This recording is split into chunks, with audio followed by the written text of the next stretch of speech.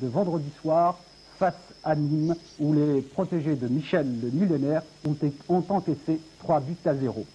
Les Lavallois sont déterminés à donner une bonne réplique aux Soviétiques. 18 joueurs se sont envolés ce matin en direction de Kiev via Moscou, où ils doivent donc rencontrer le Dynamo de Kiev, dont c'est la 5e participation à la Coupe de l'UEFA. Souhaitons-leur bonne chance en compagnie de nos envoyés spéciaux. Roissy, ce matin, peu de temps après le lever du soleil.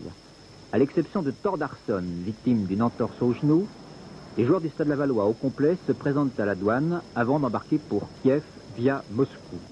Ils seront ce soir dans la capitale de l'Ukraine, où Michel le Millénaire les fera s'entraîner une première fois dès demain matin. Et en fin de matinée à midi, on connaîtra la formation de l'équipe lavalloise face au Dynamo de Kiev. Pour mémoire, Michel le Millénaire a à sa disposition Goudet, Mitton, Rabier, Boson, Osmond, Buig, Stefanini, Yank, Godard, Souto, Paillard, Sorin, Blino, Senet et Fendi. Avant l'embarquement, Benoît de la Ménardière a demandé ses impressions au capitaine du Stade Lavallois. Patrice Boson, comment s'annonce cette campagne de Russie?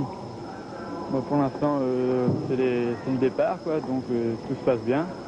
Et puis bon, on va voir comment le voyage va se passer, mais... Contracté, décontracté, est-ce que c'est un match comme les autres? Je pense qu'une Coupe européenne n'est pas un match comme les autres.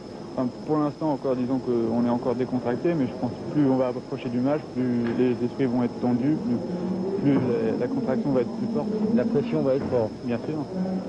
Et quels vont être vos arguments face aux Russes? Ce qu'on a connu toujours à Laval, c'est-à-dire beaucoup de détermination, une solidarité à toute épreuve, et puis après, bon, on verra bien. Si tout se passe bien, il n'y a pas de problème qu'on ne réussisse pas à faire quelque chose là-bas. Est-ce que Michel le Millénaire vous a déjà donné des consignes pour ce match? Est-ce que vous allez rechercher un 0-0 ou est-ce que vous allez rechercher à mettre un but à l'extérieur qui compte double, bien sûr? Disons qu'au départ, c'est sûr qu'on aimerait bien le match nul, mais enfin, je pense qu'il ne faut pas partir avec cette option-là. Si jamais on a l'occasion de marquer, je pense qu'on fera tout pour faire ça. Maintenant, ça dépend beaucoup du match, hein, comment ça va se présenter. Mais c'est sûr qu'au départ, si on faisait un résultat nul, ça nous arrangerait bien. Ok, bonne chance. Bien, merci.